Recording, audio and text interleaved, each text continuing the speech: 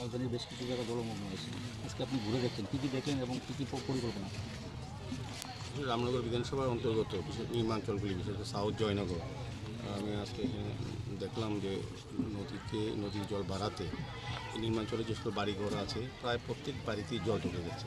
আমাদের কর্পোরেটর আজকে সকাল থেকে আমাদের যারা এদিকে কাজ করছেন, পাশাপাশি সরকারিভাবে ডিসিএম সাহেবরা আছেন, এসডিএম অফিস থেকে অফিসাররা এসছেন, সবটা দেখার চেষ্টা করছি আমরা। পরিস্থিতির উপর নজর রেখে পরবর্তী ব্যবস্থা গ্রহণ করা হবে। সাময়িকভাবে যাদের বাড়িতে জল ঢুকেছে, যাদের রান্না করার মতো পরিস্থিতি নেই বা থাকার মতো পরিস্থিতি, তাদেরকে কাছাকাছি কোনো বিদ্যালয়ে তাদেরকে শিফট করা, ক্যাম্প করা চেষ্টা করা হচ্ছে। আর যারা বাড়িতে থাকবেন তাদেরকে তাদের বাড়িতে যাতে খাওয়া পৌঁছে দেওয়া যায় সেই ব্যবস্থা আমাদের সদর মহকুমা প্রশাসন থেকে করা হচ্ছে।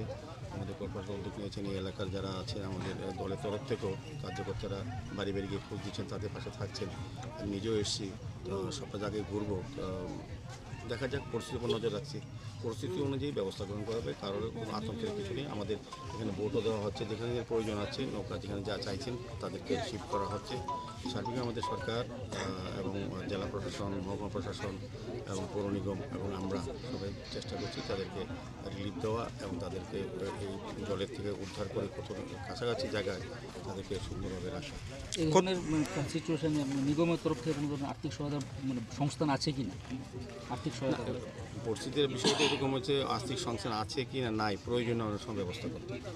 তো আমরা যেহেতু দায়িত্বে আছি, আমাদের এই নিগমের এই বিধানসভা নিগমের অন্তর্গত আর্থিক বিধানসভা আছে, যেখানে জলমগ্ন হচ্ছে সেখানে নিগমের যারা আমাদের কর্পোরেটর আছেন, আমাদের আধিকারিক আছেন এবং বিশেষ করে সদর মহকুমা প্রশাসন অত্যন্ত তৎপর। আমাদের সরকারও, আমাদের মুখ্যমন্ত্রীরা নজর রাখেন সবটাই।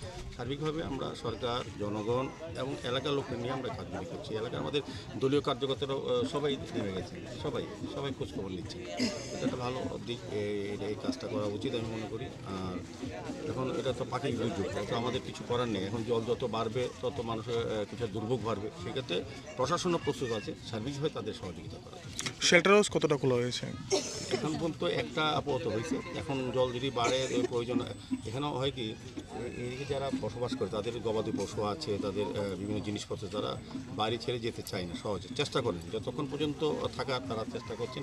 কাজে তাদের কাছে আমরা খাওয়াটা পৌঁছে দেওয়ার ব্যবস্থা করব। আর তারপর যদি বেশি জল উঠে তারা আস্তে আস্তে ক্যাম্পে যাবে। সেই কারণে সরকার প্রস্তুত আছে, মহকুমা প্রশাসন প্রস্তুত আছে, আধিকারিকরা এসেছেন, আমরাও আছি। আমার মনে হয় ভয় বা আতঙ্কের কিছু নেই। এই পরিস্থিতিতে সবাইকে সহযোগিতা করতে হবে, সহযোগী মনোভাব নিয়ে এগোতে হবে।